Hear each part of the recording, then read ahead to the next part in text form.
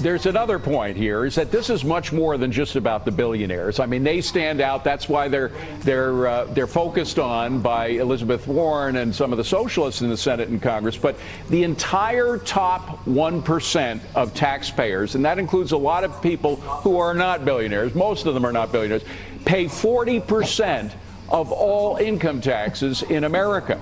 That's the top 1%. So, I mean, in fact, that seems to be a fair share, no? Yeah, certainly most small business owners, and these are the people that are making, several $100,000 and employing many others, are getting taxed at much higher rates. And there always will be calls for the wealthier to pay even more. We know that many other countries, particularly in Europe, they have even higher rates. But that tends to hold back their economy. So we're going to continually have this debate as long as the U.S. government keeps spending and has to pay back all the billions that they're spending every single year. And of course, there's the middle class, Jonathan, and they are paying a huge tax right now, an inflation tax. It was by whatever measure you want to use, it's big. But we just had the wholesale price index, wholesale producer prices, which is kind of the precursor of what you see at the store when you go to buy something. That's up almost 10% right now, 9.6%. Isn't that a huge middle class tax?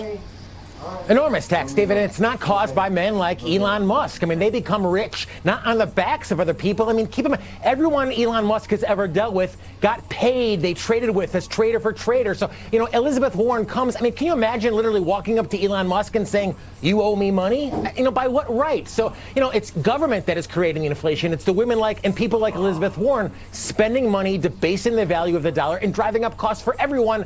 Not only just Elon Musk, but as you said, the everyday middle-class person is paying 20-30% more this year than they did just for a bag of groceries. And Aaron, you mentioned small businesses. There was a great piece in the Wall Street Journal last summer about how a raise in capital gains taxes, which is supposed to be just for the millionaires and the billionaires, but in fact, 50% of America has a 401k or some kind of retirement program that has stock in it.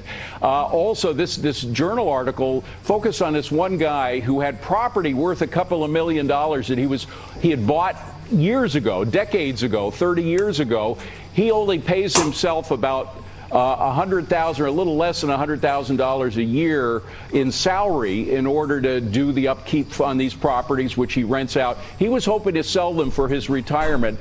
He can't afford to retire now on that because thinking about what the capital gains tax increase will do to his retirement fund. It might double the taxes that he has to pay, which would cut right into his retirement. Yes, a lot of our clients, they first of all, they're paying taxes on their income that they're making. They're scrimping and saving in order to put money into the market to save for their retirement. And then, as you're trading and trying to take some of your capital gains, you have to pay even more. So you're taxed again on a second round. And it's certainly hard when we're talking to investors and they're saving so much, and now we're talking about even further higher capital gains potentially that have been floated around. So it's hard for everybody to save. And how many taxes that are eventually paid by everybody focus in the beginning just on a few dozen people, these billionaires, and end up hitting everybody? I mean, it's happened so often in the past. We got to leave it at that. Aaron and Jonathan, great to see you both. Thank you very much for being